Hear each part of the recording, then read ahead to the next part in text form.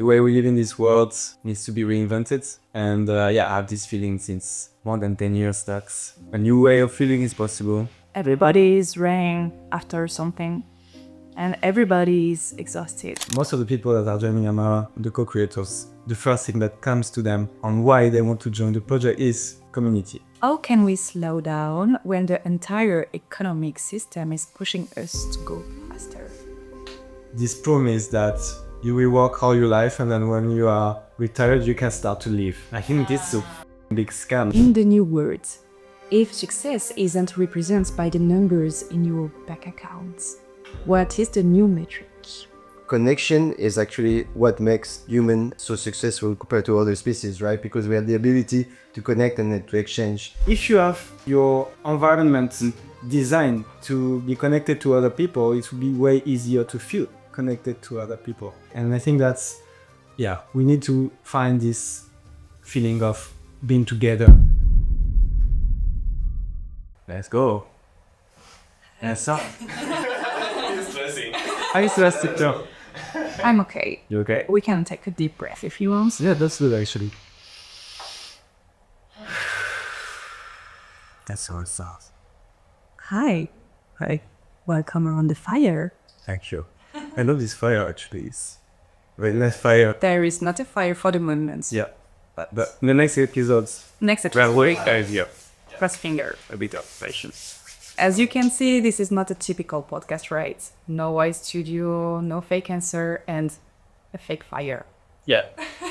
we'll have a real But conversation. real conversation. A real conversation. Honest indeed. Exactly. Why are we here? Because we all feel it.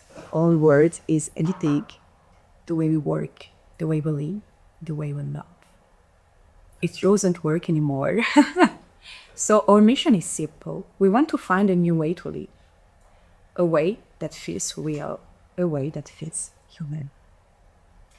I'm Alexia. I am here with the builders of the vision, Mika and Vivien. Hello. I don't want to read a boring bio, so please introduce yourself. Oh, I introduce. Yeah. We introduce ourselves. So, my name is Vivien. I'm the co-founder of Nexus Amara. Since very long time, I feel that the way we live in this world needs to be reinvented. And I have this feeling since more than 10 years that a new way of feeling is possible and that we need to change this together. And so we work together actually on creating this amazing meditation app evolving in French, which still exists and was quite well. But now we are working with Mika and you also actually on Amara and Nexus. So this network of villages and amazing places around the world, and Amara is the first one. So as you can hear probably, I'm French. You notice for sure. But that's me, and I think that's a good one. It was a good quiz. This was very nice. Easy to introduce yourself. Yeah, it's perfect. Thank you, Vivien. You, Michael. Me, who am I? I'm Michael or Michael. It depends which language you say it. I like to describe myself as it sounds very cliche, but a citizen of the world. So I grew up, I was born and raised in Paris, but I have a family originated from Madagascar with Indian origin, and I live in Canada for 15 years. So I'm kind of part American, European, African, and Indian. And that really shaped the way I see the world now. And so I really wanted to create a place where multiculturality is embraced and where my life is gravitating around growth. And when I met Vivien, that pitched me this crazy project, Amara, an hour away from Lisbon, I got seduced by the idea, and this is why I'm here right now. Thank you so much for this presentation, Mitai. And you, Alexia. Oh, Yes. wow. So who you are? I didn't prepare this. Even here. Yeah, as you said, I co-founded the meditation app with you. It was a crazy adventure. It's about like 7 years ago. And I'm still working on it, so I love it. It's like my baby. So as you can imagine, I'm really into wellness stuff. And maybe it's some cliche too, but I'm really like, just love doing my yoga in the morning with my little matcha and You're a woman. Is it patient? a little. Basically, I'm very curious about life, and this is the reason why I'm trying to do a lot of things around me. Like I can DJ, I can make jewelry. I thank you. And yeah, I think that's all. Like a cliche casual. Yummy. One last thing. Today we are sitting in a studio, right? We will talk about a lot of stuff, but let's be clear, we are not just here to talk, we are here to adults. And that project is called Anna. Can you talk maybe a bit of Anna, because you talk about Amara a bit, but we want to know more. Sure. I can talk about Tamara. So, yeah, this came from a feeling I had a long time ago that life on this planet is already such a beautiful adventure and mystery, and so amazing. But I think we have the potential to create a reality that's even better, and all the pieces are together here on the planet, but they need to be put together to create this.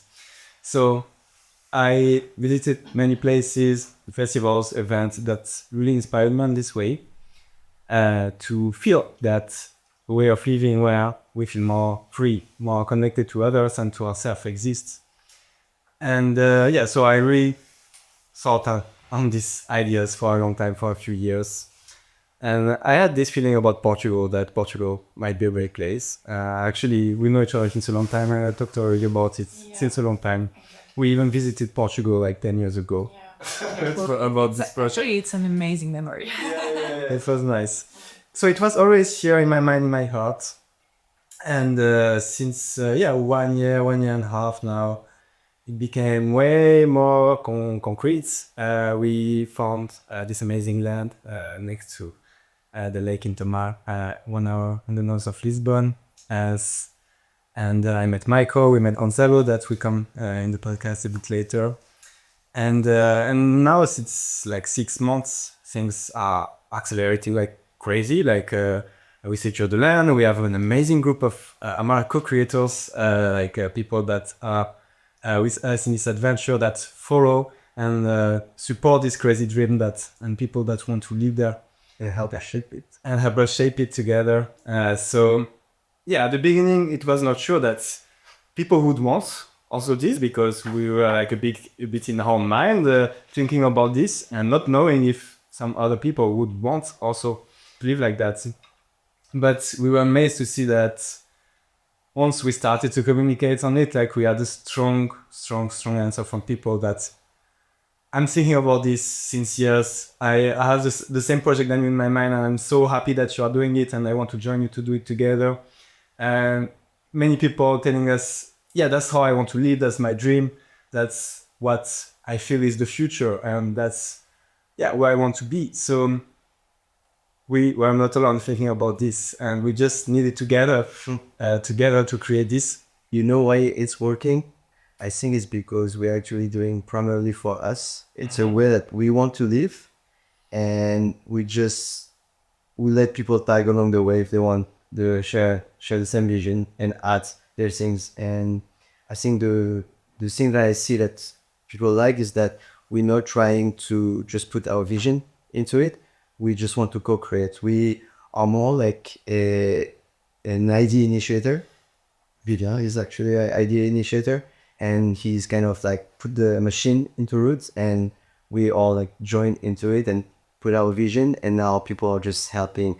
And for me, on my side I'm more a connector. So Vivien is the idea initiator, and then I'm the connector, where I bring like from my social background, my cultural background, and the way I like also like you a bit highly ADHD. I like sports. I like entrepreneurship, creativity. I'm always everywhere, and I just wanted to have a space where you can live in a balanced way. So like I said, I like entrepreneurship. So I've been doing like so many entrepreneurship like mastermind, and it was always about how to optimize making money and things like that, which is interesting, making money. But when it's just going only into that, it can get boring.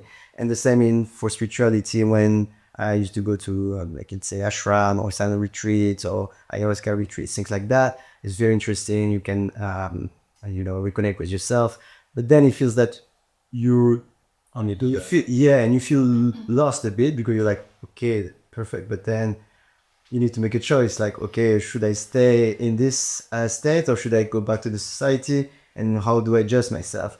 And for myself, I just talk for myself right now, but I think Vivien share the same, is that I couldn't find a place where I could have all of this, learn about like how to grow, have a bit of fun, and be a bit spiritual, be with people, but also be by myself. And this is what we're trying to create. We're lucky that all of us, Gonzalo, Vivien, and I, already have a business on the side. So it's not about making money. Obviously, that also had like a say, but we want to do in a way that is conscious and that we don't have separation between the way we make money and the way we live. We just want to make, for me, it's like some another cliche, but self having my ikigai, the way I can live, there's no scission. And yeah, this is what I want to create. And I think yes, it's far from in utopia right now. It's being bringing Real. all the reality, and it's not also about retreating from life or saying no, we don't like like this society or whatever. It's about making a conscious choice of taking the best of it and reflecting. It's like instead of reacting on the way we live, we have this chance, this opportunity to, we don't have to make money to survive. So we can really take the time and bring the people that knows about it and bring all the pieces together to create something that makes sense. And this is what we're trying to do. Yeah. Good for you. Amazing presentation, guys. Thank you so much. Thank you. So as you can see, But Right, and I put it everywhere. Where we manage. so yeah, as you can see, there is a lot of subject here. There is the spiritually subject, the human being just in general. And this is the reason why this podcast is existing, because there is a lot of stuff to talk about. Yeah. So, how does this podcast work? We are going to explore every part of the human experience. Thank you. Money, love, power, community. We will debate, of course. We will we confront. will always be right. Let's stay with four echoes, guys. And for every topic, we have one goal: to decide what we keep to the new words and what we leave behind in the old words. So today, let's open the debate, guys. Okay. All right. So well organized. How this little paper with all these things. It's my organized. Before we have Alexia. Come on, I give it to you. You're not ready for the first question, I think. You're happy for the moment, but question is hardcore, right? Is the If you had to describe the current vibe of the world in one word or one sensation, a physical sensation in your body, what would it be? just one word is not easy, huh? It's not easy. You can make one sentence, maybe. I think people, and me included, crave for something new. So yeah, but I can't do if it's just one sentence. That's my. It's deeper. Okay, we can start with one sentence and be deeper. What will be your sentence? I probably sound dramatic, but I'll play the one word that's I just arrived in my and it was problematic. but to be honest, I'm not that dramatic. I don't feel that the one is that dramatic. But if you want to play this game, that would probably up. Timing is okay. And maybe do you have a physical sensation about this word actually? How do you feel it in your body? I feel in general like there is some tension. Like yeah, that's what I would feel. And you, Alexa? Basically, maybe a bit exhausted about the word. It's like everybody is running after something and everybody is exhausted. Maybe it's the general sensation for me. Yeah. Me, I would say TV show. It feels like a TV show sometimes. Like, you know, you live in a Truman Show. Every day is like, while we're watching like TV show, we have one right in front of our eyes, you know, unfolding. Every day there's something like, no, it's not possible, you know? So yeah. Thank you. It's perfect, guys. Well, we can go a bit deeper maybe in the question. Yeah, if you Like- I have so much question for you guys. Okay. If we could You can go deeper. to go a bit more deeper on this, because I think that I mean it's hard to put a general thing on all humanity. It's just what I feel from what I see around me. But I can see that people are looking for something different. They want more peace. They want to do what they love. They want to feel safe. And I think that's very human feeling, and that's also stuff that a lot of people are looking for. And also this feeling of community tribe is really missing. Like in all the people that are most of the people that are joining Amara, the co-creators, the first thing that comes to them on why they want to join the project is community. Like feeling like supported, recognized by people around us, and I think that's a big feeling. That's missing. First reason, like the community is one of the first reason to join the project. Yeah, that's a big force. That's also what driving myself. Like I really want to be surrounded by people around me and not more easily, let's say that. I agree with you. To be honest, I don't want to say, oh, it's dramatic. To be honest, I love the way I live. I'm super grateful for like, you know, dramatic. Like I'll be, you know, but I do understand that I'm in a position of, you know, what do you say, luckiness. I'm lucky where I am, and there's some adverse situation in the world, and there is some problematic with interaction. Again, for me, I'm very social, so I see a lot of people, I meet a lot of people, but it's not about a community, it's more about conscious community. I'm a bit tired of, you know, I used to, and I think that's the difference between my 20s and my 30s, is I needed to be with people in my 20s, and when I was at uni, I was going out, I was, you know, in bars and things like that, but it was not because I enjoyed doing that. It's because I wanted to be with people.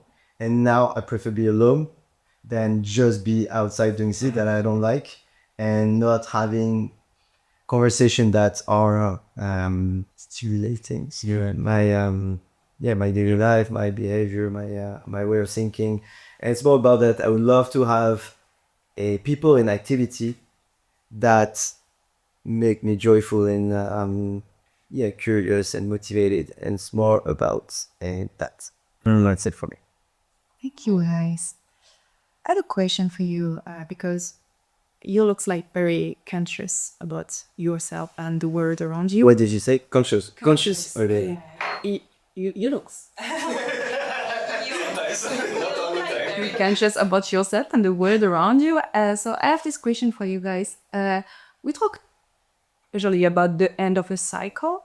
In your opinion today, what is the most obvious sign of the ending cycle? Like, is the end of a cycle and the beginning of a new one?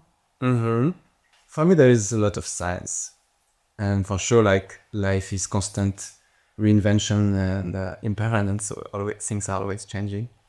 But yeah, to give you a very rounded answer, I think that, for example, some organizations like governments are losing the power they had in the last decades, and I think that's something's slow. Like it's not like a change that's happening from one day to the other. But I think like religion lost a lot of power, like I don't know when, 100 years ago or something like that. Like governments are slowly starting to lose their power because that's a system that for me is not answering the needs of society anymore. or it needs to be reinvented in a way. So there is a lot of science that shows this. Also, the economy is a bit uncertain sometimes. So yeah, all this science going in this direction for me. And for me, we have two ways: or we just stays in the same road and we don't reinvent, and I think that's not a good thing to do. Or we start to test something and reimagine how we want to live in this world, because now we have so much abundance, so much technology that is here to help you to live better, to work less on things we don't want to work on. And I think we can be very smart now as humans, taking good decisions on what we want for our future, for how we want to live together. And I think we can create something amazing. But yeah, this requires some testing, some wise. We need to be wise. So yeah, that's what I would say now. And I have a open question for you guys. When was the moment that you realized that you cannot play this game anymore, like the game of the old words? When I discovered that my parents lied to me and they don't know everything about Santa Claus doesn't tell you. it's also a joke, but it is true. I think is then when you realize when you grow up and you think like your parents know everything, everybody knows everything, and this moment I cannot tell you pinpoint, but I am sure that you realize you understand this moment when you just realize, oh, like nobody knows, nobody knows how we're supposed to live, and that you have to make your own way of living. And actually, for me, that was not a desperation. It was actually finally, I knew that it didn't make sense to live this way, to go to work, to do your homework after school and just be sitting. I knew that, but you say, oh, your parents know, the teacher knows. Can you relate? You're 60, right? Yeah, I know, and you're really late. But this moment, and that was actually a good moment because you feel like, okay, so if I'm playing they just play the rules that people have put before them and put a framework. And then when you realize, oh wow, actually it could be an open canvas. You can actually make your own rules and you have to define it by yourself. And for me, I think it was about 30 years old, around there. So I had my business for at least 5-6 years already, and I was already being financially independent. And at this moment, I realized, okay, I don't depend on my parents, I don't depend on my boss, on my teacher, whatever. I was like, oh wow, then I actually can make my own rules for myself. And then I need to realize that, and I need to undo and relearn everything by myself. And this is when I started I would say my reborn path. And this is when I started to say, okay, now if I want to continue like doing business, entrepreneurship, it won't be just to make money, but it'd be in a way that I can grow as well. And this is how I started to think about a project like Amara. And I didn't stop at that per se, but 3 years after I stumbled into it. But yeah, it. Yeah, I think when you start a business, you can maybe start to think differently, and it's pretty the same for me. Like, I had the fantastic chance to work with you very young, so it built me a lot. Like, I was in a classic job before, and when I started to work with you, I think it was a lot like different for me, because I understand that I can create value by my own self, and I can create something different, I can just work on my own dreams, and yeah, I can do stuff by myself. I don't need a boss. I can make it, so yeah. You enough. And individually, do you have a moment in your mind like you realize that you can't play in this game anymore? Yeah, I mean, it was very early.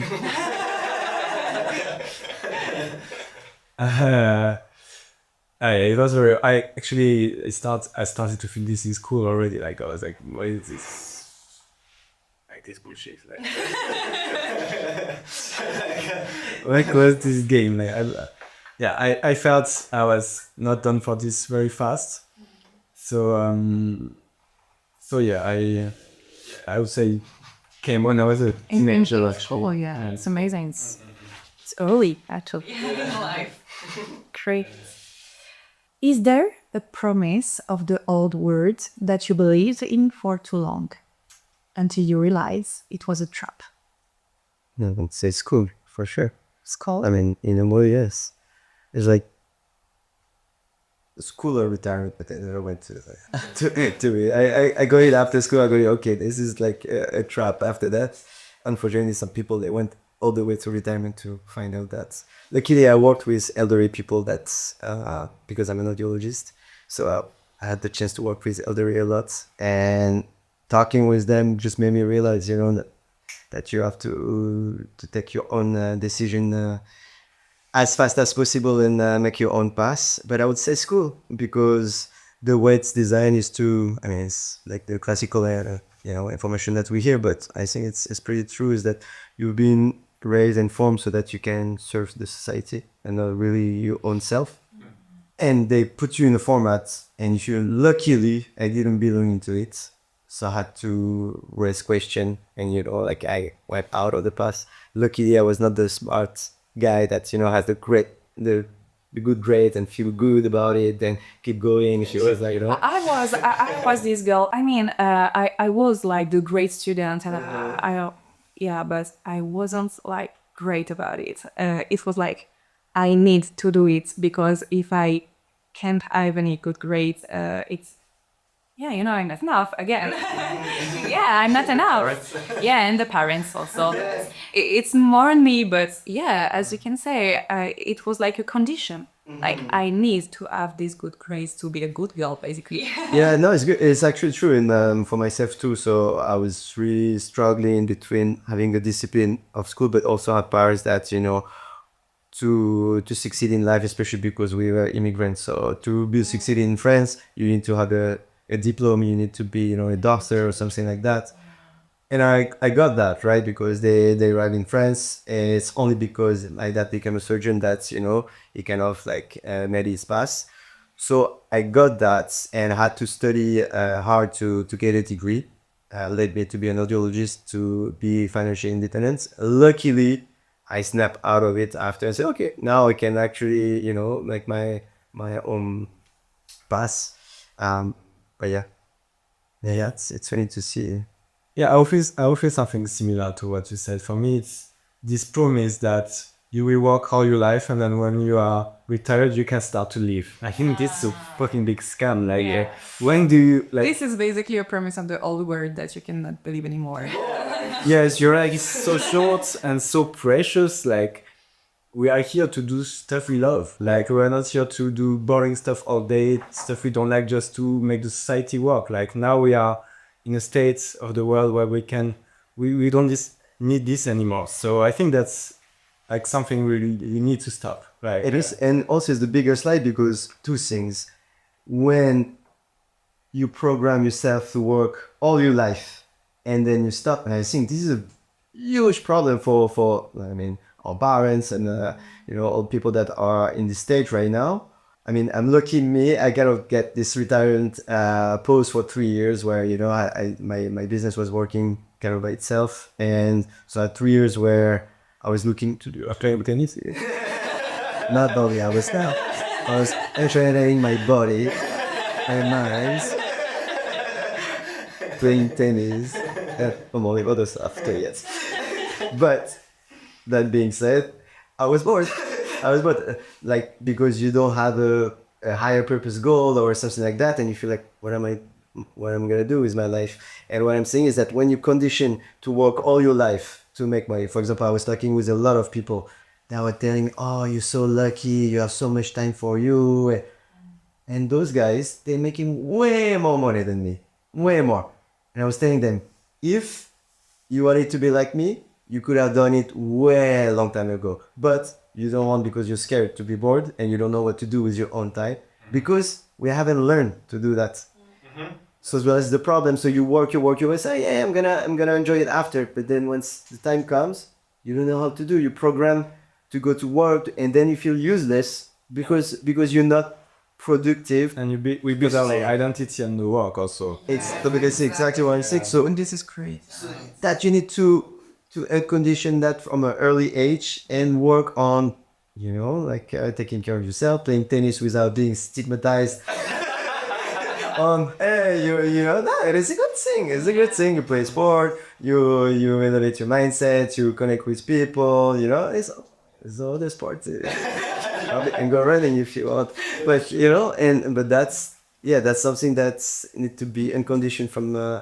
For me, it's the biggest slide out the old Thank you. point. I'd say. Splendid. Love it. Do you want to play a little game? Let's play. Change the My head oiletling. Let's play. What's your game? Of course, you know this game. It's the underrated. So yeah, overrated or underrated. Okay. Do you know what is it? Do you know what it is? You underrated for sure. You sound surprised, Chase. Let's say that. Nice. So, quick fire answer.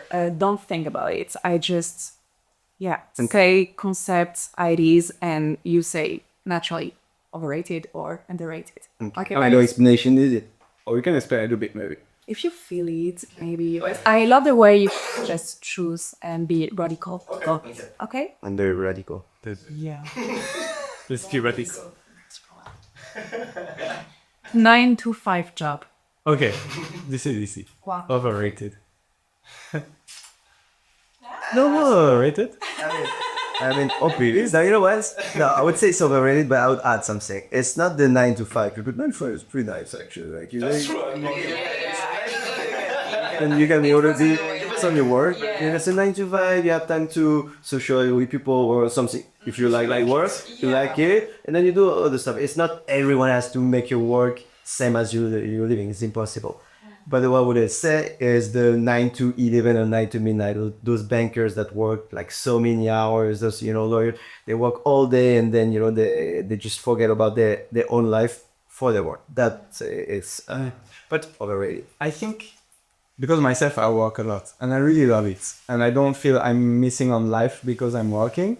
So I think this can be a good thing. Also, if you really love what you're doing, why not doing it all day, But I think 9 to 5 in the slave way is overrated. I'm talking about corporate job. Yeah. Really strict about the 9 to 5. And even you finish work at 3 p.m., you need to stay until 5 p.m. because it's like 9 to 5 job, It's like a reality for a lot of people. And for you, overrated? Yeah, of course. Yeah, and I think I'm very productive. So when I have a lot of tasks to do, I can maybe manage the task and finish all my work in 1 or 2 hours. And if you tell me stay behind your computer and just try to work and on other stuff, but no, actually I just done with my work, so why should I stay here and wait? Yeah, but for example, what do you say about, I don't know, a teacher or a policeman or a firefighter or like a doctor, Or you say like doable job, if they're doing that because they like it and not just to survive the day, then that's why I would say there's a bit of a gray nuance here in this way. Sure. Are you ready for Next one. the second game? Yeah? 1, 2, 3. Open relationship. Underrated. I'm starting this journey slowly and I feel it looks nice.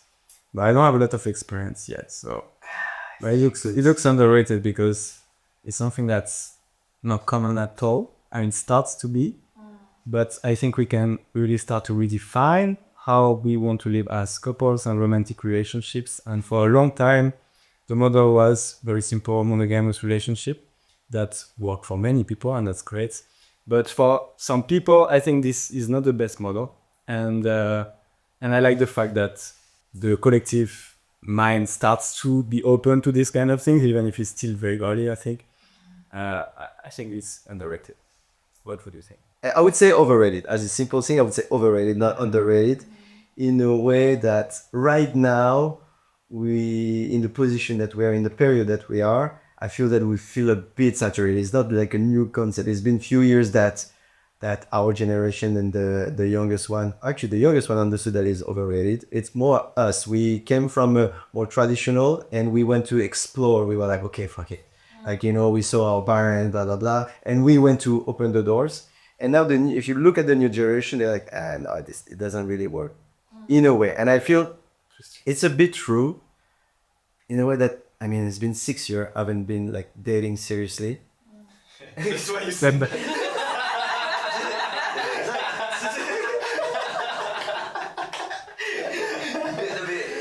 You explored a lot and now you want something more classic, right? Not really. It's not about that. It's about building something. Yeah, you know, you're right. But because you feel that at one point it depends what you want. It depends if you're talking about the relationship or building a family, like, you know, a tribe. Then at this point, then we're talking about more. Living as a tribe or living with a person and then having kids. And in this way, I would say it's a bit overrated because you need to think more than the couple. You need to think about how you're going to grow a family. And I don't see that going well with a polyamorous situation or something like that, unless you manage to work very good on your ego side. Yeah. So if you can work on your ego, then there's no problem. But you know, that's the thing. I think it can work. Like I saw some people that are having this model and they are polyamorous and they have some families and it's working for them. But I think it's for a small percentage of society and for people. And for sure, monogamous relationships are like more simple in some ways, but I think it can work. But we have a complicated a lot on this, but we can fight.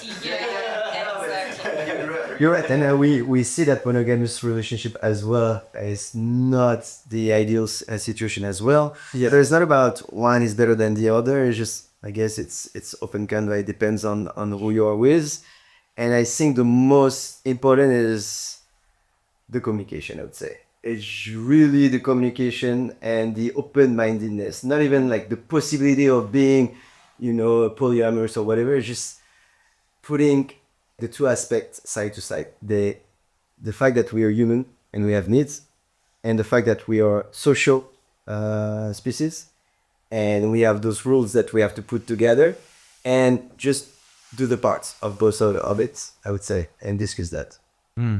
Perfect, guys. What do you think? To me, it's underrated because, yeah, I mean, there is not a lot of people around me in this way. I have a lot of monogam people around me. Yeah, this may be different. Like, all my friends are like very, in a traditional way. So to me, it's underrated because around me, I don't see a lot of people like you just trying to explore and. We're in Lisbon. Nobody dates anyone. Nobody is with anyone. I feel like everybody's. In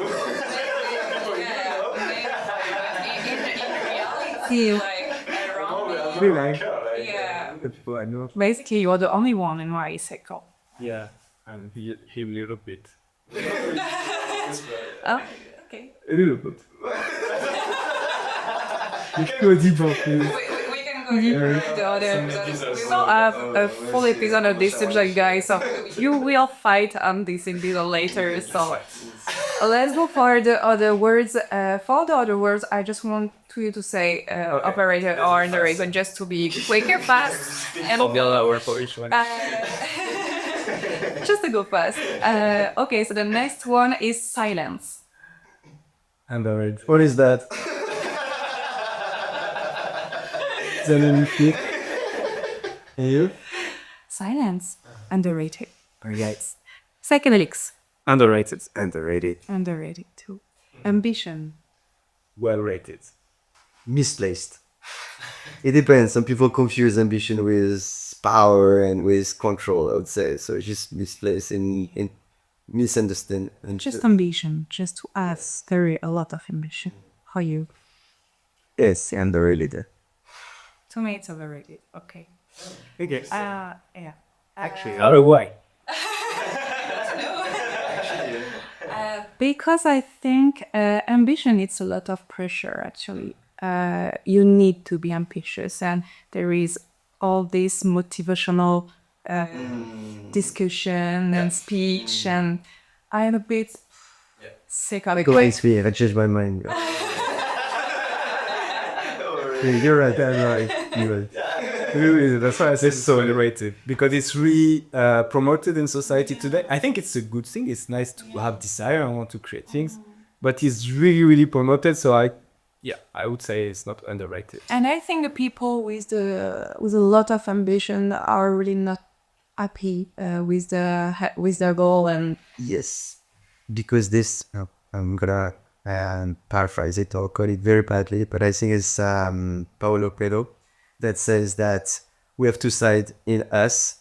One is the writer that writes his life, and we have the rider, the horse rider, that will go and do the things. And I think because of this, you need to do things, you need to, people just act and they want to do something. And usually the ambition is related to money and power. So it's like, okay, how do I do money and how do I act and, do something, where we just skip the phase where, okay, you have to write first, you have to understand who you are, you have to find out where you want to go and what you want to be, and then be ambitious about it and act on it. So I think we just skipped first phase into that and went summarize into, okay, it's making money and being successful, or being like, people or something like that. So that's why I say this place. Come back on my list. And something is very personal, Sometimes you can just not have a lot of ambition. It's not like your character, It's not like Not everyone has to be ambitious as well. You can be. you can be just. There is the beauty of not being ambitious. Actually, I have enough. I need to do a lot of work. It's very wise. Like you're. Why are we building Amara? You can just stay on the chill. Hey, doing this person. And go sit in the gym. Alright, I drew it. Cancel the podcast. Well, okay, guys, it's not the end of the game. I have another one for you. University degrees. Overrated. University degrees overrated, university underrated. I would say university was the most amazing thing that I've been to. Not to study, but just to meet people, to like This guy partied.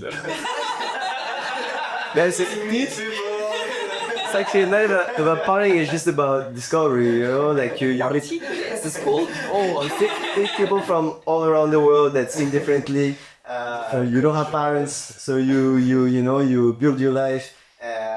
It's fun, it's cool. This is the time where nobody has to, if you need to make money because you don't have like a parent that helping you, that's different. But if you don't have to make so much money and you take care of your study, it's the only time in your life where you kind of have time to think of who you want to be and do, and that I like. Okay. What do you think? What about you?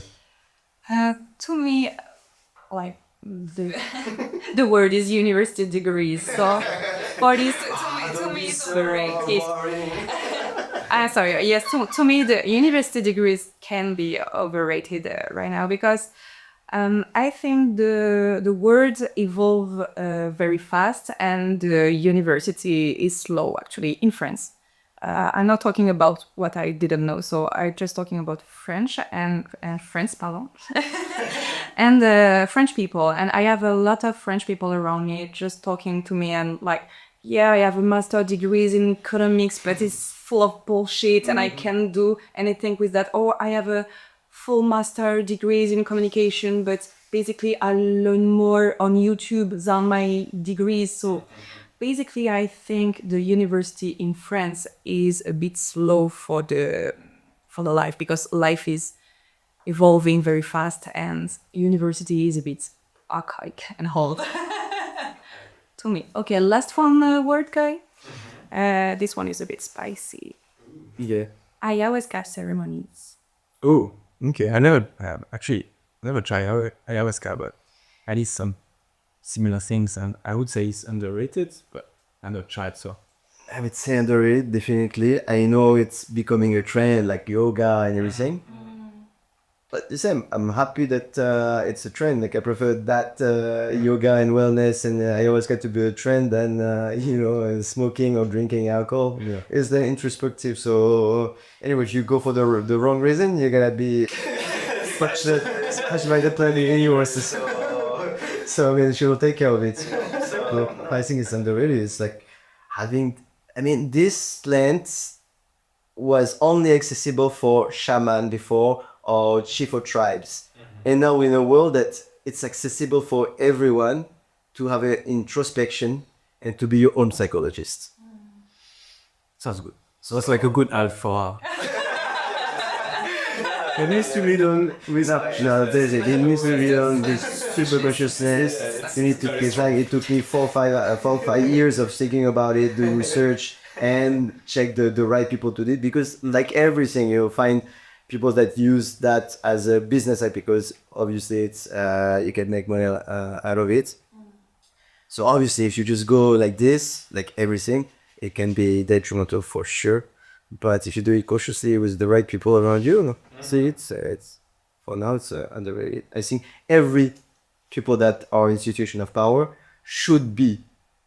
yeah. It would be mandatory to take either psilocybin or ayahuasca before taking power because they would realize the unity of people. And meditation, everyday meditation. I'm not gonna.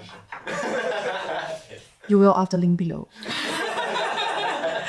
Okay, guys, can you just tell me the time just to... And it doesn't work. You ever watched that too? 3 and 8. Okay, great. So let's go deep dives, guy. Okay? Let's go deep. How can we slow down when the entire economic system is pushing us to go faster? Just walk quick. I would say the rule of game of them. Below. I think being listening inside of us, like listening our own rhythm and not being too influenced by the outside forces. I think that's another key. You smoke weed, man. No, that was a joke. False. That is not joke. No, it's Forget everything. yeah, I would say Vivien is actually very deep and right. Is learning how to recenter yourself about what you want and what your priorities and be focused into it. I would say. I know it's tough. That's perfect, guys. Since the beginning, we criticize a lot of the system. Fresh. Perfect friendship. Yeah. But what is the one thing about it that you will secretly miss? I mean the world as it. Like maybe scrolling or instant delivery or this kind of stuff that you can't have in a utopic life. Like, In the Mara, what we not have in the Mara, that's how we miss maybe. Huh. I mean, the goal is not to retreat from society; it's to take the best part. But you know, are you saying? All the coaches say that we cannot. Yeah, and so I guess you buried. But no. But if you think about it, why We need to go off a little bit and meet with people, so that's actually nice. Please. Not to stay now. No, it's true. And why we're doing it is because we don't have the possibility to have fresh food and how to do it. And yeah, you're right. so if we've been offered the possibility to have all those beautiful vegetables and know how to actually cook them, Yeah. I think you wouldn't miss it. No. What else? I'm spending a lot of time on on YouTube. I don't think I miss this so much because I work better than YouTube. You go to YouTube because you want to entertain yourself, to learn, so you can have that glass. Yeah, exactly. We have some events and some people, some nice discussions. I would not miss this so much. Actually, amazing. I would have been a guy that lived in the 80s anyway. I don't like so much technology. So in a way, We would have technology anyway. I know, but I mean, it's like I'm very happy to play outside Disconnect a bit from this. And you? You better miss a bit burgers. Maybe you have some burger. Why not? I'm happy. You will also burger sounds too, right? We talk about it. Are we gonna hamburgers in a To me, yeah, it will be very cliche again, but maybe it's Yeah, no. a lot of shopping.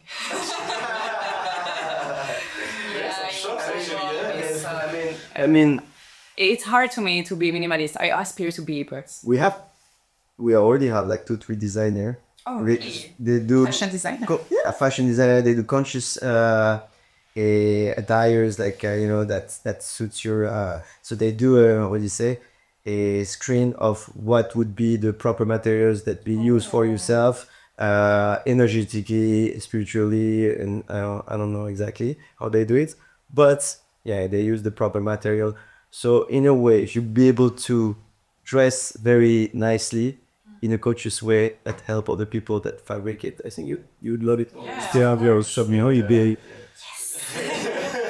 Want to make I don't think there's anything that we have to to let go. I don't know. Maybe let's think about that. amazing. It's perfect answer, guys. I I had a new question for you, just to close the subject of money, success, and capitalism, blah blah blah. In the new words, if success isn't represented by the numbers in your bank accounts, what is the new metric? For me, probably a bit deep. No, I know actually, no, not so much. But I see life as kind of as a game, where the more you learn, the more you grow, the more you learn concept. It opens new opportunities, a new kind of way of living, and money is a great tool. But the problem is just depending on money for everything. That is the problem, and that's what closed doors because you feel that this is the only way. Where money is just a way to exchange when you don't have the possibility to exchange something directly with someone. So as long as you build a community where you can exchange services, knowledge, anything else, then money is almost pointless. You only use money for the rare thing that you cannot trade. Yeah, I think it depends of what you mean by the question. Is it like the status? Is it what we are craving? So yeah, it depends of what you speak about. Yeah, it was Current. like, what is the currency of tomorrow? I think on the long term, What's the new metric? what I think in the long term that's might happen, and I think it's a good direction to imagine is that we build so much abundance in the world that we don't need anymore to have money to count scarcity because scarcity will not exist anymore. I think at one point in society we're gonna manage to create some decentralized system so we don't need like a government or one company that's manage everything. So the risk is not the power is not in the hands of a few people, but I think we can manage to have very decentralized systems that are answering our needs where we don't need money anymore to count it because there is some abundance of food, of housing, of what we need to live well. And I think it's an interesting direction to target as a society to arrive in a world where abundance is here. And scarcity doesn't exist anymore. Scarcity doesn't exist. We can still do entrepreneurship, create companies if we want and if we feel that's something that is fun. But if we just want to paint and play tennis all day and hurt people, it's possible because we don't need to go to work in a supermarket to make some money and live. I think that's an inspiring direction. Yeah, I can. For me, to put it simply, I'd say the new currency is it's connection, because It's beautiful. now in a way that what I was trying to say with the money that we use when we cannot trade is connection is actually the what makes human so successful compared to other species, right? Because we have the ability to connect and then to exchange, and if we really learn that, to understand that this is the principle of it, and we put that at the center, and it's almost kind of, if you're egoistic, you should understand that connection is actually the best way to think about yourself.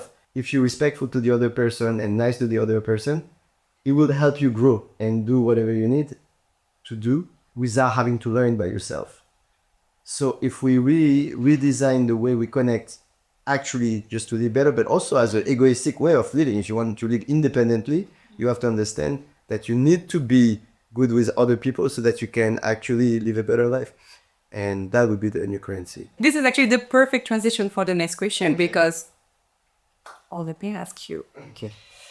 We have never been as connected as today, but at the same time, people feel lonely. Science says loneliness is as dangerous as smoking. How did we get here and how do we fix it? How did we got here? Algorithm. TikTok. No, I know, Pavin. Yeah, I guess it's the way everyone is diverging and everyone wants to be right instead of the way I see it is that if you see a way of living in a different way, I don't need to tell you no, is my way is right. Like, oh, my religion is right. Your way of thinking about God is wrong. Is the more I see people, I meet people that see life in a different angle, it gives me an opportunity to construct a better perspective on how life works. And that makes having connection and people around you better, like more enriched. Where right now we are always in opposition, trying to say no, my way is better, your way, like, you know, your way is wrong and things like that, and we polarized instead of getting together. And so it's to shift into this perspective. And how do you fix it, for example, in Amara? I think The what loneliness, the feeling of being lonely. what brings loneliness is also laziness, because we have easy access to a kind of quick dopamine shots of this feeling of being connected to others. For example, on social media, you feel like you're connected to others, but it's a fake feeling. Yeah, your brain is like tricking you, but you really don't feel this deeply. But it just on the short term give you this shot of, okay, I feel connected to others, but it's not really true.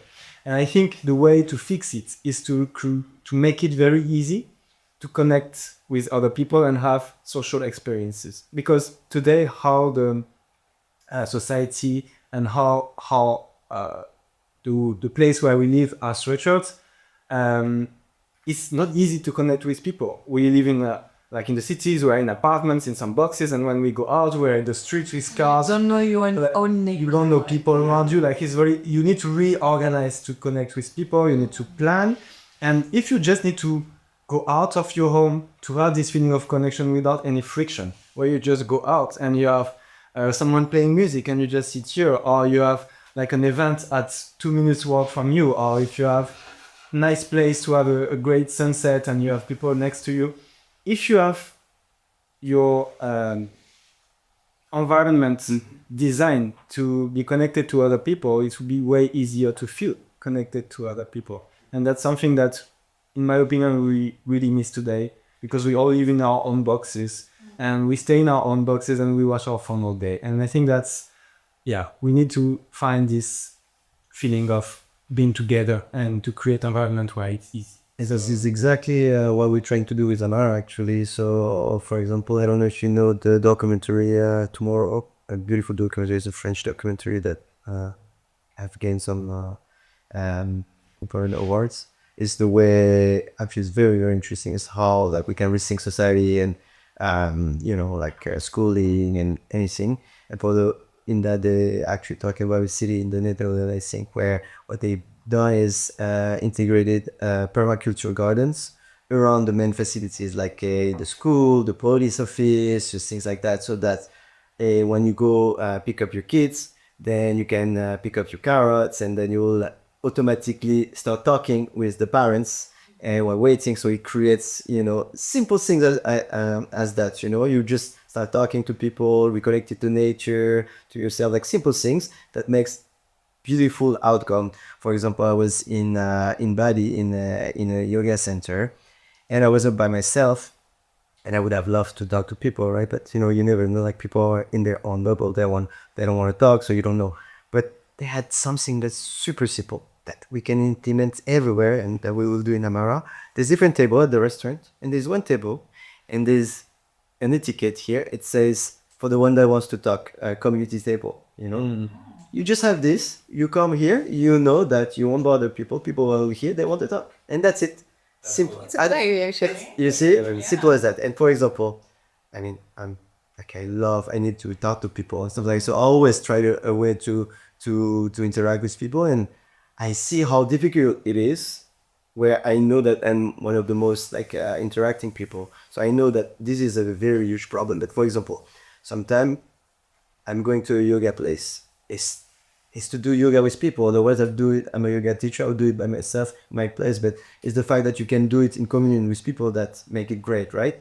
But sometimes you go to a yoga class, and that's the role of the teacher. The teacher will never say, "Hey, okay, now just acknowledge the people next to you, say hi or something." Because if you say hi, especially if you're a guy and there's girls around, it'll be like, oh, like you know. But if it's normal, you're invited to say hi to the person next to you, which is normal. You're gonna share practice together, and you don't no one look at each other, you know, just a simple way of interacting, inviting people to talk to each other, to connect, that change everything. An icebreaker, right? You need a bit of icebreaker, and that's just about, I think, creativity is not about reinventing the society of the world, just to be more conscious about how you do it. Amazing. Do you have ideas? I mean, it was perfect.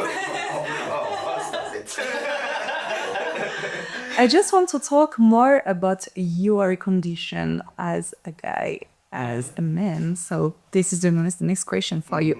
And I think to it for the next one. Yeah, this one is... Wearing some t-shirts. I have. It's okay, you're Marky. You're Marky.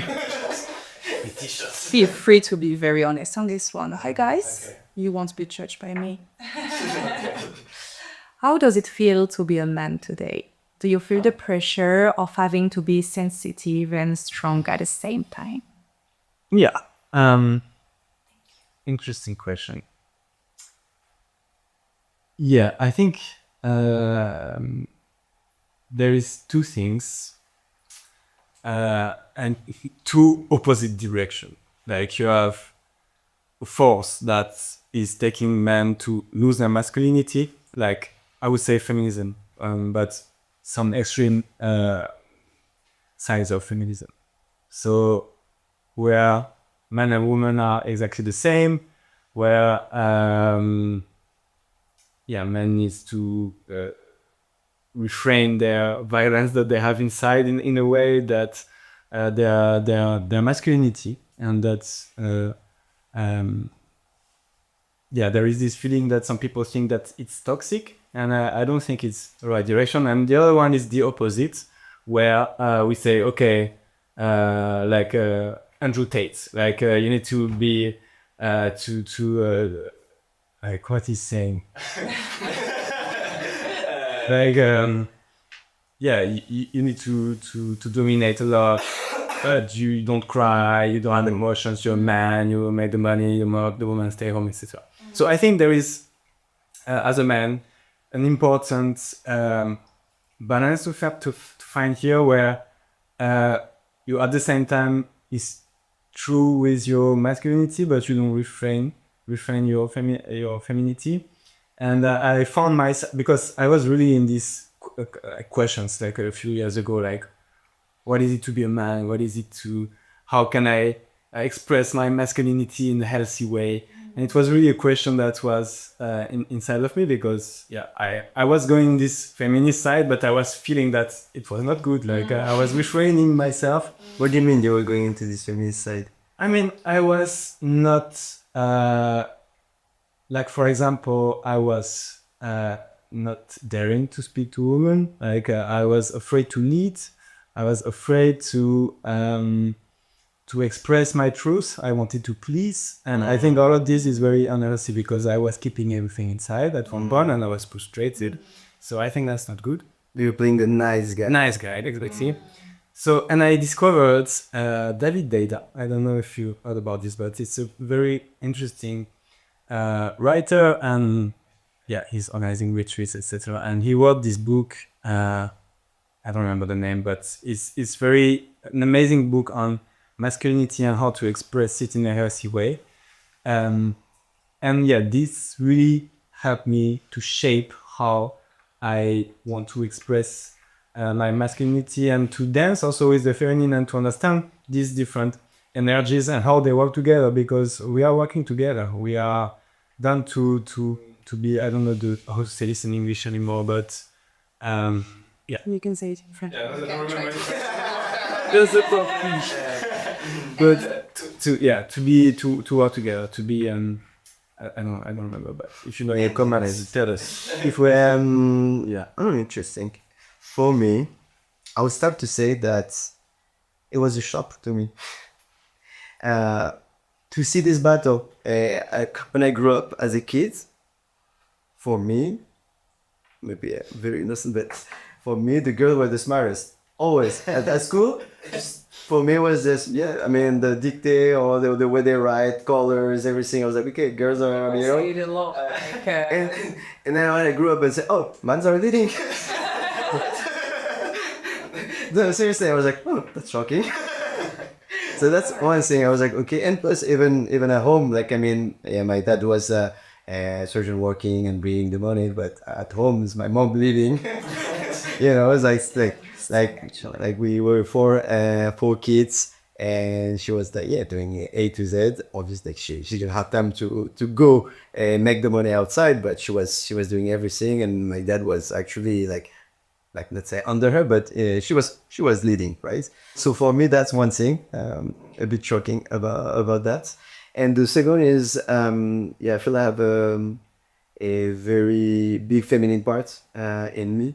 So honestly, I really don't see the difference. I love being with men as much as I love being with women. It's just different type of living. I love usually guys are more competitive. I'm very competitive. I love sports, and when I play sports, if I'm playing, without a purpose or something, I get bored.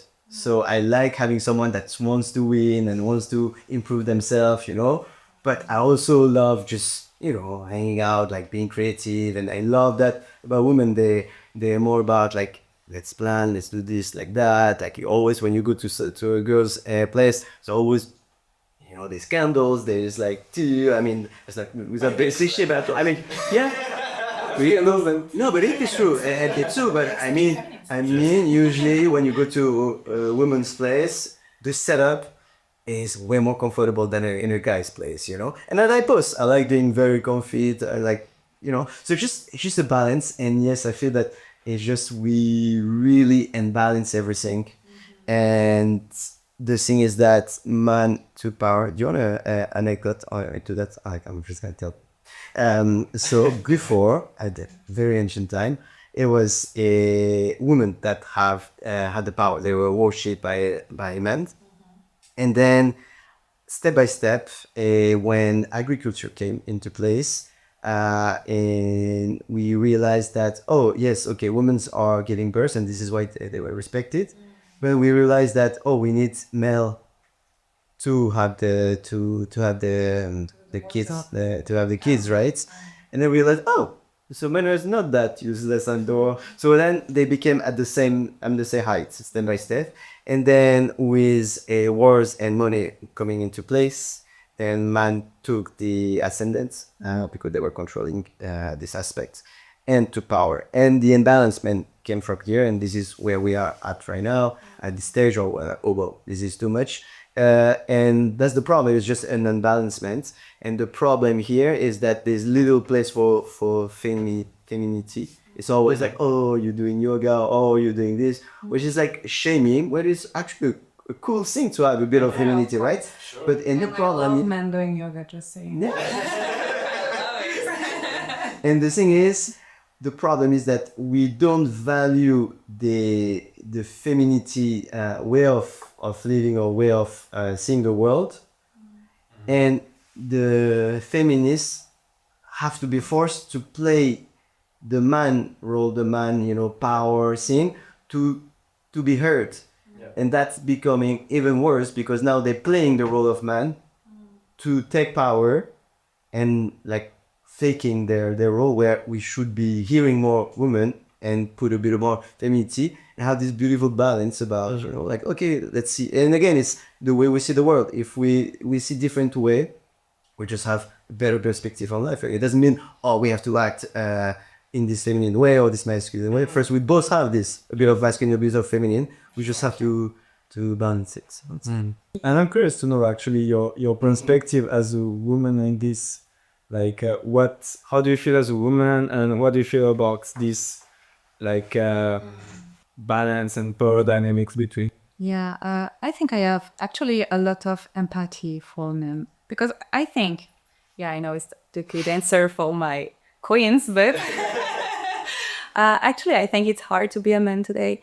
Like just find this balance. Like for a woman, it's to me way more simple. Like I can do anything. I'm powerful. I mean, as a woman, when you're a bit like intelligent, you can talk, you can be a bit of, yeah, beautiful because we in a lot in this society. But if you are just the basic as a woman, you can do a lot of things. And it's more simple for women to be more in her masculine, I think.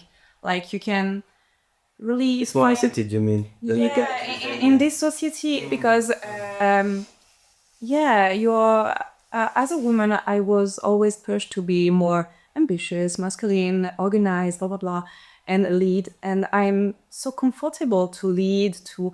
But now I'm in my soft girl era, and I love man when you are very masculine, when you lead, when you organize, and I love it because during my past I was with childish guy and very and now I don't want to be the mother anymore, you know. I just want to be the woman. I just want to feel safe. I just want to let it go. I just want to, oh, you plan a super date. It's amazing. Let's do it. And I love it. So yeah, basically I have a lot of empathy for men today. I think it's hard to find a balance. Interesting. Yeah. Interesting. Do you want to play a little game?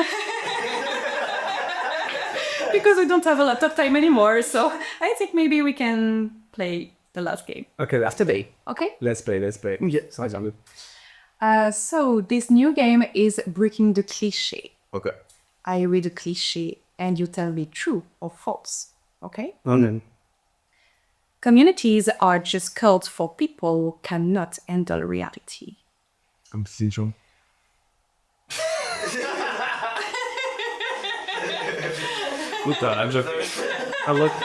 What did you say? I'm gonna enter reality? Yeah, sorry. Handle Handle you really. Communities are just cults for people who cannot handle reality. True or false? Completely false. I mean, First, you have to identify what is community to because community. You can have a community of. or let's say places like an Yeah, it was in this kind of subject. I mean, some are like, but let's focus on what we want to build ourselves. So, yeah, for us, it's important that the place that we create is not based on a certain kind of belief, but more on some certain values. And these values are quite simple. It's this desire to be more connected to ourselves, connected to others, and connected to nature. That's what is uniting most of the people. And I think it's can be seen as an escape from a reality that we don't want. But it's not really an escape, in my opinion. It's more a way to create something that we want to live in and create a new alternative for the world. So, yeah, it's not true. But there is a way of, the desire to create something new. So, yeah, that would be my answer. For me, Very quickly for you. True or false? No, you can explain. It's false. It's false, but no, it's actually a very important subject. Yeah, of course. Take your time. Kind of the base of what we're trying to build, and this is something that we think about a lot, with the community. And society is anyway, it is community. It's just fractional community. You either a community from your nationality, from your ethnicity, from your social class, from your cultural background. So you never alone. You always have few communities. What is it about Amara or places like that is that you decide to be conscious about the community, the people that will be surrounding you. So you're taking the conscious action to choose who's going to be around you, who's going to shape the world around you, and how you want to grow, and how your kids wants to grow around them. Like when we say you are the 5% that are around you. I mean, this is true, right? If you have someone that just being a negative around you or cheating or whatever, it's just going to be the norm because this is your reality. But if you have people that are very inspiring, creative, things like that, then you become like that. And a cult, it's people that feel that are better than the others. And you obviously don't want to build something like that. So for that, I think the important is, like you say, is to screen the core value that you have. And the core value are growing yourself, being open-minded to other people, not having the desire to be right, but construct yourself with the different way of seeing life from the others, and have people that see the life in very different way. And this is what we're trying to do with Amara, having people that can be spiritual, people that can be entrepreneur, people that can be creative, people that can be sportive, so that you kind of build in a different way, but with the common value of navigating this life in a more beautiful way, let's say. I love it. It's nice. Such a poetic poet. Again. He's a poet. Thank you, Angel. Okay, another cliche for you guys. This lifestyle is is only for rich people. That's a good question, because we have a lot of people in the presentations we do that have this feeling, and actually we have we changed a little bit how we presented this recently, because for us it's very important that Amara stays an inclusive place, and that is not filtered by money, because we don't want to create an elite level. That's not the project. So that's why we are going to have many things in the place, like volunteering. We're gonna have many people volunteering there, renting rentals for people that cannot afford to buy a full home. So that's something very important for us, to keep this affordable for people, and that the money is not something that we filter you, but more the values that you have and what you want to bring to the place. And that's why also we do this interview with people that want to join Amara, to see if they fit. It's not because they have the money that they're going to join, it's because they have the right mindset, the right vision, and the right values. But obviously we need to build this place, and we need to have money to build it, because we are still in a world where money needs to exist to build this place. So we are using this as a tool, and now it's open for people that can afford to buy a house, obviously, but it's not just for that. Yes, I think Vivien is right. Is you have to face reality. If you want to build something in this world, you need money. And I think this is what people appreciate with us in the team, is that we are hipster with a entrepreneurship mindset.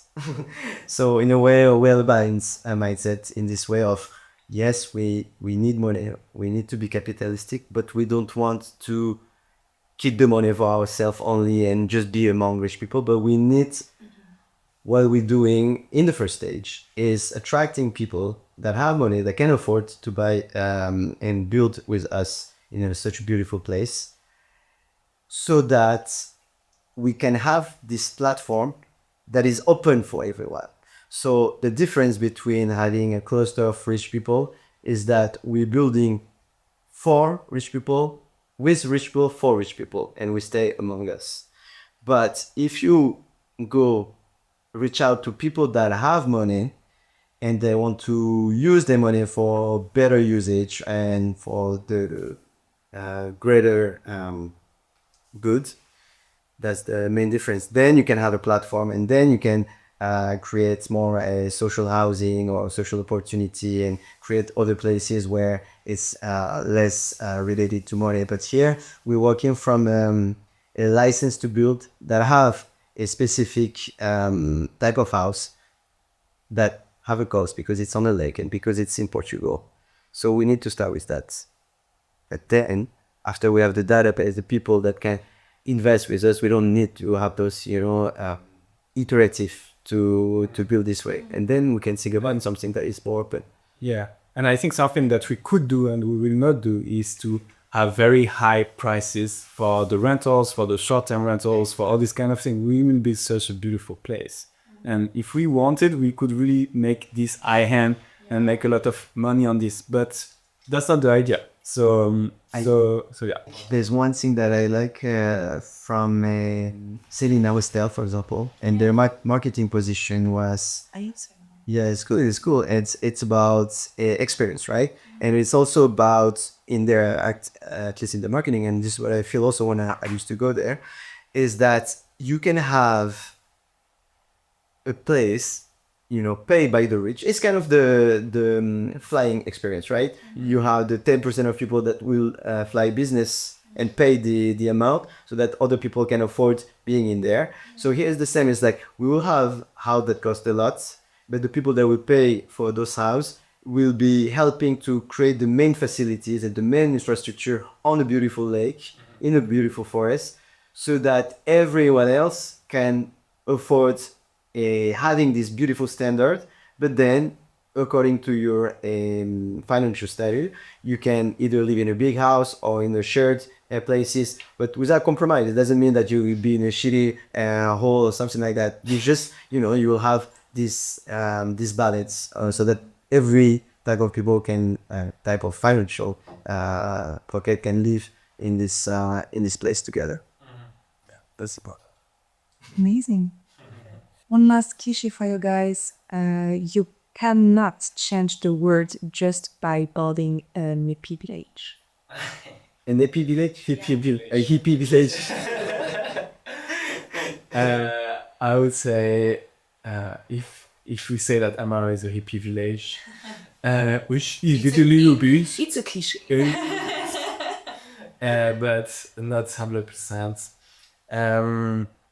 I would say it's false, because how environment is determining, is influencing our life and the world. And if we change our environment, we are changing our life and the world.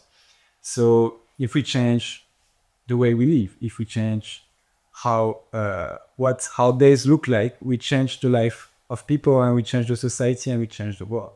So for me, it's the only real way to change the world is to change our environment, how we are living together, and that's the best way to influence how we're gonna live on this planet. So yeah, that's how I see it. I completely agree with you. I'll just give a simple example of what Lilia just said. Is me growing up in Paris and then going to Montreal. I don't know, somehow I was not exposed to sport and going to the gym and like healthy lifestyle. And when I arrived in Montreal, all my friends there, they were going to, especially in America, everybody like doing sports and things like that. And then at this moment, I went back to my family in New Islands, and it happened that my nephew was about 12 to 15 years old, and he was overweight, and my sister as well. And so I was telling them, oh, you know what, this is what I'm doing, blah, blah, blah. So let's wake up at 6 a.m., do some sport. And my nephew until today, he always remind me of that. What a simple thing. But he always tell me that it shifted his mind. is that I taught him how to do push-ups, and he was starting to do push-ups on the wall, and now he's a CrossFitter.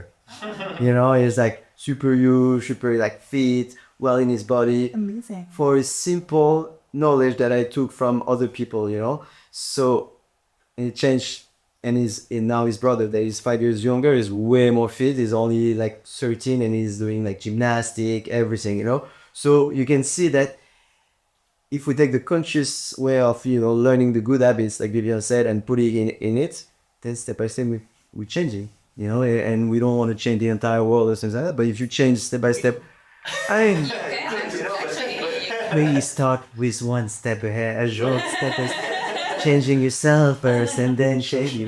But it's perfect. Like that's When you change yourself, you change the world. and that's it. And yeah, people around you see that, oh wow, it's like he looks happy in his body. Like, what is he doing? Though how does he live? So if we feel like we do the conscious effort to live in a better way, then step by step, you're encouraging people and you're just showing a more interesting model. That's it. 100%. Perfect, guys. Ouais, that was the cliché.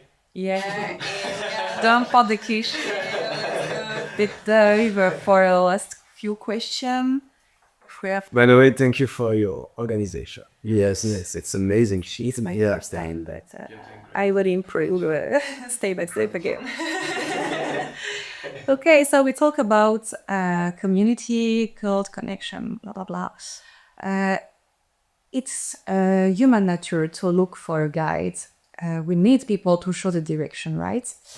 So let's be clear. Are you the leaders of Amara? If you want to get started with that, because a lot of people, oh yeah, you're a guru. What's the reason why you're It's like, and sorry, because I always say it's the last thing I want to do, like being a guru or something as first, because I don't want to tell people what to do. Like I'm very social, but I love being by myself. I don't want to have people around me to ask, like to tell me, or I have to tell them what to do. So, and also I'm like in my fratry, like in my family, I'm the third, and always had like a brother that was leading. And so when it's not about leading or anything, it's really about, I want to do it for myself. And I'm always more energized when I have people doing it with me. I feel more, pushed to do something. And I'm more a connector. And this is why we always say we don't know everything. So for me, it's not about, it depends what you mean by leader, but for me, it's about connecting people and grow together. And again, it's like, if you are a sportive or if you're a creative, then you bring your thoughts, and I just offer the platform so people can be heard and we can learn from each other. For me, it's as simple as that. And I honestly, I can't, when someone, and this is why I never have like a boss, or if someone tell me this is the way you do it, for me it's red flag. It's so dangerous because there's never one way, and I don't want to find a way. I just want to know what are the different way of doing it and build my own way to do it. Yeah, everybody. This is why I'm kind of like, for example, religion, and I have something that is I don't like, because they tell you what to do instead of finding the way of doing it yourself. And yeah, so I feel that the guru and the leader is the difference is here. In the Indian language, a guru is something nice. Let's say it's a guy, someone that is going to elect job. It is, and we in the Western. There's also someone that is enlightened, and I really don't feel like I am. That's actually an interesting question, because I was thinking about like this idea of Amara, etc. since a very long time, and this is a very important question. Do you have leaders? How do you take decisions, etc.? And and for a long time, I'm really someone that likes decentralization, that likes to have the power really spread around multiple people. But I also came to the conclusion that we need to have some people that are leading in a way that inspire people. And that's something that's human at the end, because like we need some people to inspire us to go in a direction. And I took a lot of time to understand it, because I don't like so much this idea, but I think it's true now, and it's not so unhealthy, because I think if leaders are leading in a direction that is in the common interest of everybody, and that are creating something that people really want, that's very healthy. I'm very happy to go in some events and places that are led by people that are doing an amazing job. I really love this. So I think Basically, leading is important for people. So you need to find balance between how to lead and how to Yes, but actually, I was thinking about that, and I think, it's just a thought. But the problem is, I think that not everybody, sometimes leader is because they had ego and they want to have control. But sometimes is they have the best intention as leaders, and the problem is society or people in general tend to follow leader. And even us, when someone leads, you can have, it's easy to take a seat by yourself. Oh, I'm gonna, let him do, and I'll follow. And then you become a followers, and then you always expect the leader to know the answer, and then the leader have this pressure. It's like a doctor. Like my dad, for example, as a doctor, he's a surgeon, a heart surgeon, and he had question about fever or basic things, and because he's knowledgeable, he was supposed to know. And then you have this pressure of always knowing and always doing, and then you kind of mindset shift, because then you condition to always have the answer, always, and then maybe you go into this pattern. So I think is the important thing is how to not having decision of power and just be a leader and followers, and but more being at this stage always, but have the ability to not doer, but not leader, but at least how do you say at the beginning? I said that you were a impression. you start the engine, and you. But I think In this way, yeah. Also, what's important is that when someone is in charge of something, that there are some clear. It's my entrepreneurial mind, but that's big. But KPI, like concrete things to follow, numbers. For example, in Amara, first, I don't want to be I think we need a leader, a director in Amara at one point. I don't want to be this person. I don't think you want to be this person, and Gonzalo neither. But we will need someone that's in charge of making sure that people have their needs listened and met.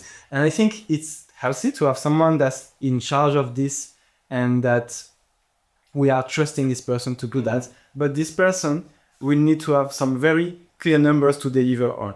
Like we need to have I don't know, like we are talking about this survey that we'll do usually, where people are going to say, okay, on a scale of 1 to 10, in Amara, in my life, I feel harmony at 8, 9, 10, 6, 7. And I think, and why I'm feeling like this, what I like, what I don't like.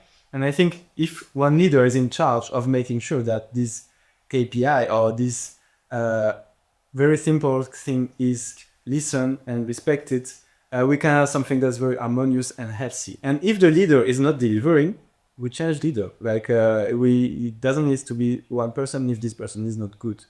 But yeah, I think we need people in charge. We need to choose them well.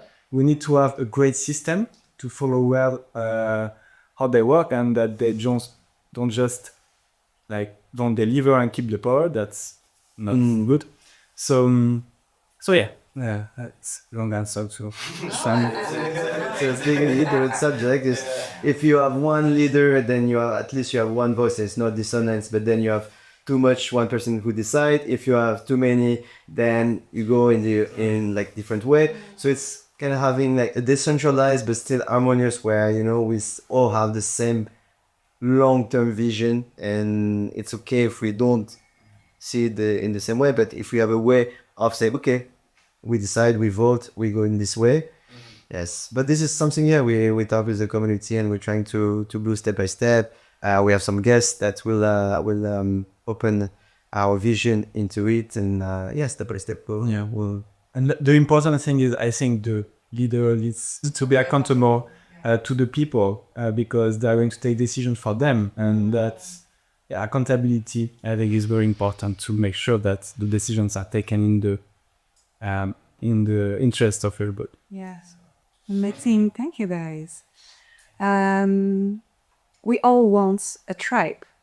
We talk a lot about tribe communities, blah, blah, blah. But in reality, most communities fail and end up collapsing. What makes the tribe of tomorrow unbreakable? That's actually very linked to the last question. Yeah, exactly. Because I visited many places to see Can you talk maybe about your experience at the States? yes.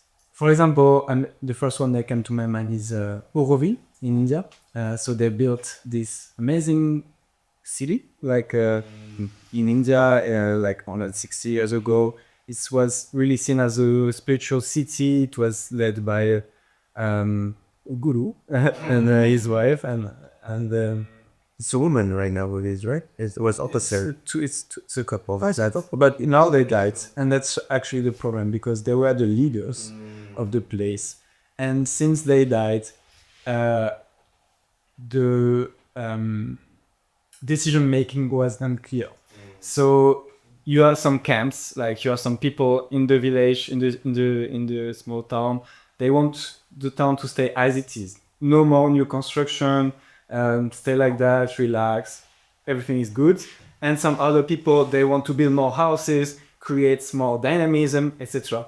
And these two group of people are fighting, and they don't have a clear decision-making system, and have leaders, and have good. Even if it was a democracy that worked well without any leader, I think it could work in a way. But yeah, that doesn't work now.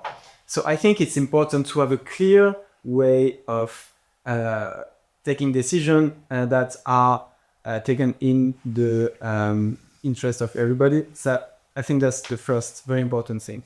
The second one is about money. Like money is a lot of time a very taboo subject. Is it an English word, taboo? Can we say that? Subject in these places, because a lot of people, they want to live without money, and I understand this.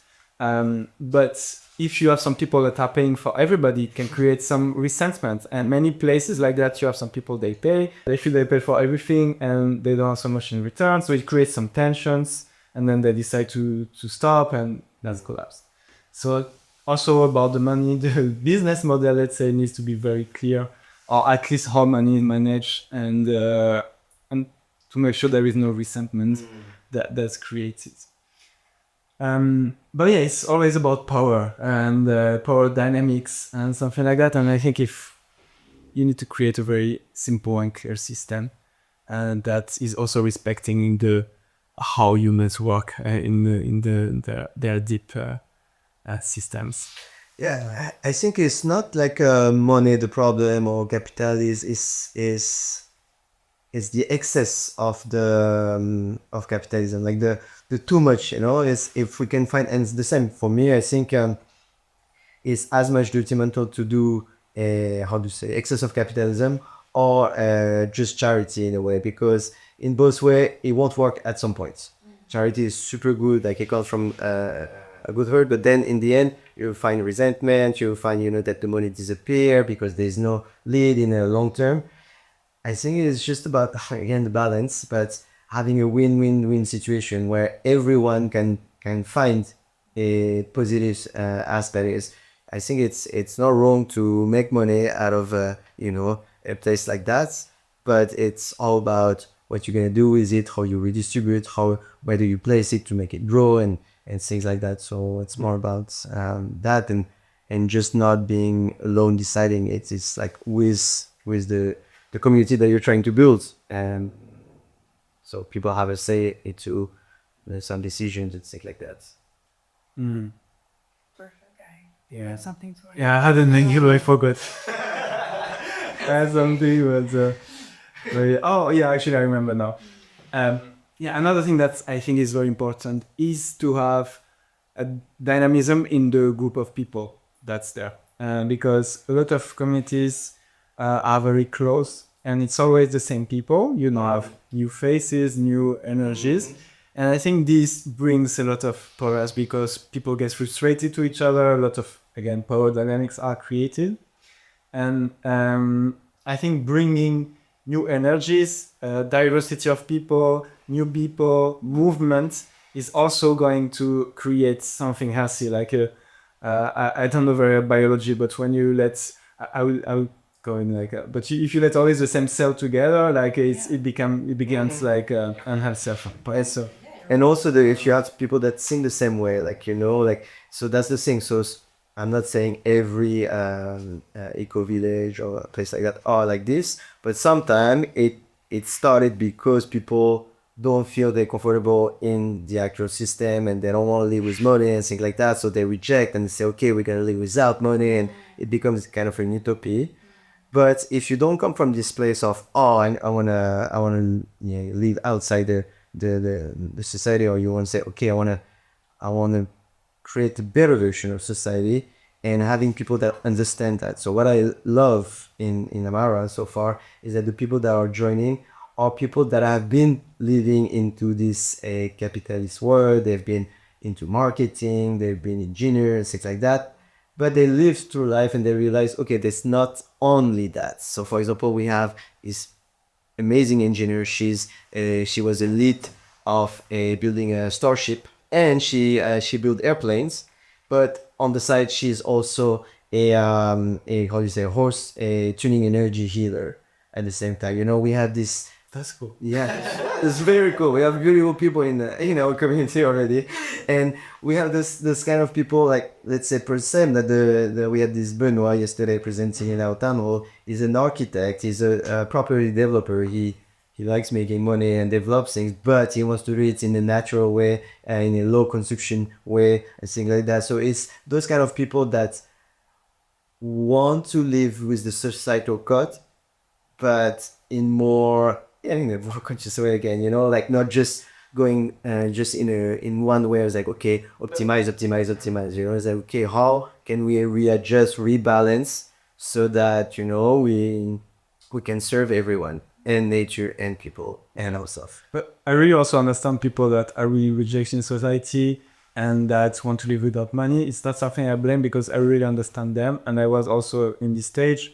And I still think one day we will not need money anymore. But it's a transition. You cannot just go from A to B and say no, I don't, because there's no infrastructure for that. Yeah. So it's like when you go, how do you say, vegetarian, right? But you live in a place where there's only supermarket around you, only that serve this type of food. It's super difficult. I'm not saying it's easy. Let's say example. Let's say veganism. It's very difficult. But if you are in a place that offers setup already, this is your problem. But you need to arrive at this point by stages. Sure. Just one final exercise for you guys, because we talk a lot of overlappers. I want you to do a little exercise. Yes, please. No, it's not a game. Size? It's not a game. It's this. It's an exercise. Serious. Serious face. Deep breath. Okay? Let's close your eyes and visualize. Amara is finally built. Describe your perfect day here, from the moment you wake to the moment you go to the bed. Ooh. I think it's a beautiful quotation. Yes, that it is. Breakfast with friends, co-working with the view on the lake around. Lunch, I think I like to eat alone, actually, for lunch. It's my bubble of introversion. In the afternoon, maybe work again, but why not some music, interesting discussion, podcasts with you. Like cooking, workshop, yoga, and then sports. Like we have many sports activities there, so I can't wait to go to the gym, to play tennis. Maybe one day we manage to win. Under my core, even it will be hard, and then in the evening a great dinner with people this time, and Enjoy the community. enjoy the community, enjoy events, being around the fire, playing music, dancing, and then going to bed. Maybe alone. Sometimes. So great. Really much sure. I don't know if I could say it day per day, but to be honest, it's kind of the way I live right now. But in a more having the place for it. But having the possibility to wake up in the morning and do some yoga helpers for having a morning routine. I love that. I take a lot of time for doing my breakfast as well, and I already live kind of this way in this bond because we have a beautiful facility where I can do sports, connect with people, having breakfast together. This is already what I'm doing. But here we had a beautiful layer of being in the nature and being with inspiring people as well. Not that the people that are around are not inspiring, but that's the my point. And having this sensation of working without working, like we're doing right now, podcasting and building the village that we are in, or for the next village.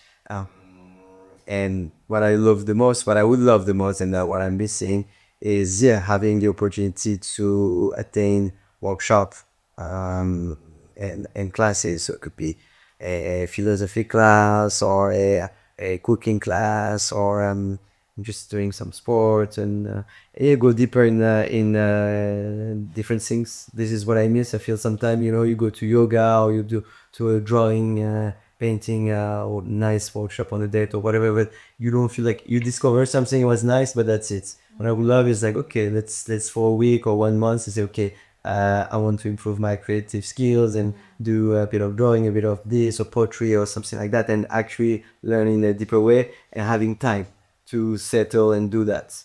And I don't think I would live there all year long, but more like to recenter, having my base there, and when I need time to recenter, to eat properly, to socialize with people, do that, and then travel around and go see my family, go see some people around the world and see like that. That would be a good Sounds very festive. Yeah. And you? I don't know if I have the same anymore, but basically, it's like You finished. it's like you were like the same day, like exactly like you, like just living my life, share breakfast with my loved one, and just enjoy the nature around me, go to work in a beautiful place of working, and maybe during my work, just go out and discover the nature and listen to the birds, come back for work, and just after beautiful activities, sports also, because it's so important for me. And maybe the night I will play as a teacher and I can do some ecstatic dance for you. That's dance with the that's all, and it sounds beautiful and so exciting. Yeah, let's go. Okay, so let's go for the conclusion, Gary, and the closing ritual. Are you ready for this? Let's go. If there was a fire burning right here, we have water. Okay, next edition is gonna be fire. what would you throw into the flames? Like a concept, a mask, a fear of fire, and throw it into the fire. What do you leave here? What do you don't bring into the future with you? Okay, I know. I would put here the feeling that like we need to work to live, and we need to do things we don't like to live. I would put this in the fire because I was for a long time ago. That's I think that's very present, and I will put this there. It's very good, actually. Thank you. Me, I would throw the way of thinking small. This is what I would throw. So that's because in a way, where I'm every day almost with this beautiful gift that we've received of building this, every day what I'm frustrated is how I do to think greater than I'm thinking right now, like having no limits of what you can imagine to be real. And that's every day I'm hoping in this way I'm pushing myself to meditate and something else, so that I can think outside of my conditioning of the way I'm limited to seek already. And I think that's the only limit to bring something beautiful in Amara. And this is how also seeking altogether, we can seek even higher like this. So this is what I was throw. A small seeking. Beautiful. What about you? Maybe it's pretty simple, but just the fear of not being at the good place for me. Like, Being at a good place? for me, yeah, because all the life is just a search for, okay, what I want to do, where I want to live, blah blah blah. And I think today, first, I want to go to Lara for sure, and I'm not scared anymore because I know it'll be a beautiful place, and I will, yeah, I don't know, feel so good to be here. But yeah, I feel home everywhere, and I just throw to the flame the fear of not finding the best place for me and the best situation and the best. Yeah, basically just it. Being here and now. Here and now, and happy for the actual situation, and just yeah, Well, it's beautiful actually. afraid to fight. And what do you bring with you to the new world? Confusion. I bring you.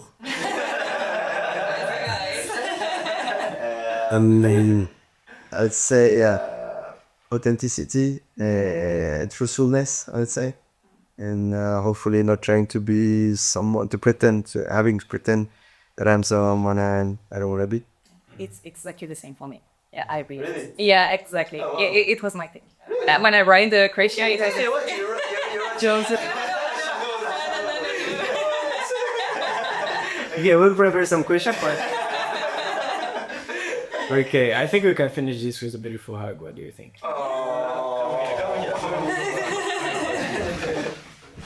Thank you so much. Thank you, honestly, thank you guys. That's a beautiful. Thank you guys. Thank you. It was nice. And we are on YouTube now. So if you liked, if you like this episode or if you want to support us on this way, please like the video under and subscribe. It will And share us. share. It will give us a lot of energy. And thank you so much for being here until this time. That's beautiful. So And we're also doing a webinar every first day to yeah, we do webinar every Thursday. Actually, if you come here, click on the link below. yes, if you want to join the webinar actually, so you can know a bit more about Amara. So yeah, thank you so much, and I upload the my day. Bye.